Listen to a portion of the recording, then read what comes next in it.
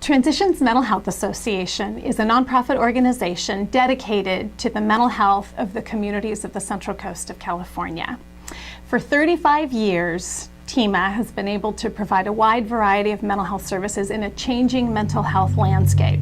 And most importantly, I've been able to do that with an amazingly dedicated, thoughtful, and conscientious board of directors. We have a wide variety of areas of expertise. We have people who've experienced mental illness themselves. We have people who have legal experience. We have people who have property development experience. And all of those areas of expertise have really helped us to grow and to evolve and to become the thriving organization that we are today. I wanted an idea for the clients to be able to go out in the community and re-enter the workforce. So I thought of maybe we could start a farm. I was driving around the county one day, actually, and I saw this piece of land and I went, well, who owns that? And it was PG&E. So I approached PG&E and flew to San Francisco and met with the head of PG&E, and they said, well, great, you know, we can maybe work as a collaboration together. And so they allowed us to lease the land for $1, and hence we started a farm. We've been able to find some unique properties that were, had, in one case, had been in a family for many years, and a lot of deferred maintenance and a lot of issues, but we were able to look at it a little bit differently than the rest of the market. And it actually has now turned into our Napomo Street studios and is doing great. So that was a fun example of what we were able to do on the housing side.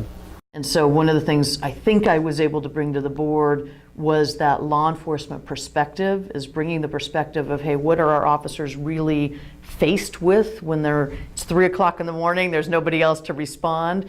How can we make their jobs better? How can we bring them the training that the officers need to more effectively deal with mentally ill people, especially in crisis at 3 o'clock in the morning? And in turn, Transitions brought to me and my staff a better education and understanding and empathy for people with mental illness, and that crossover was absolutely critical. The Bishop Street Studios is a new project for TMHA. It will be the largest project we've ever taken on. It's in the millions and millions of dollars. And we're hoping to get grants, federal grants, other types of funding, and capital all that with a capital campaign. And we're just in the very early stages of forming all this up.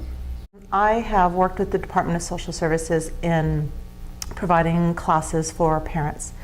And through that process, the jail invited me to come out and do classes out there. So I teach a class called Planning for Change.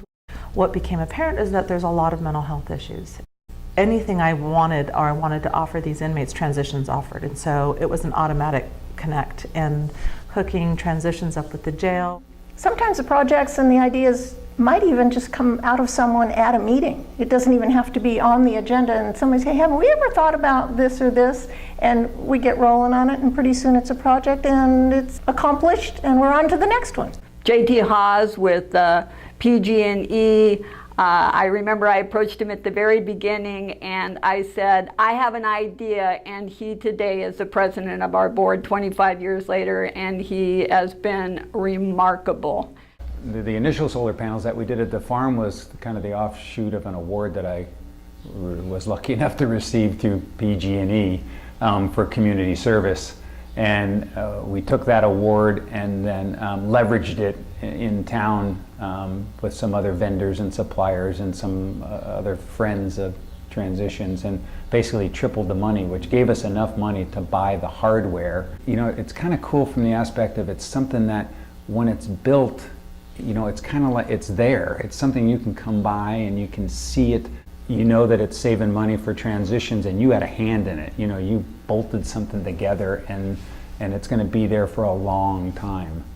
When it was time to create the mission statement, the organization brought together a whole broad spectrum of everybody that's involved in the organization to hear their voice and hear their heart and have those words and ideas and feelings all come together to be crafted together into a whole. And what I loved about it from an organizational perspective is that the leadership from the board on down cared about every staff member's input. Again, my privilege to be involved. What a joy.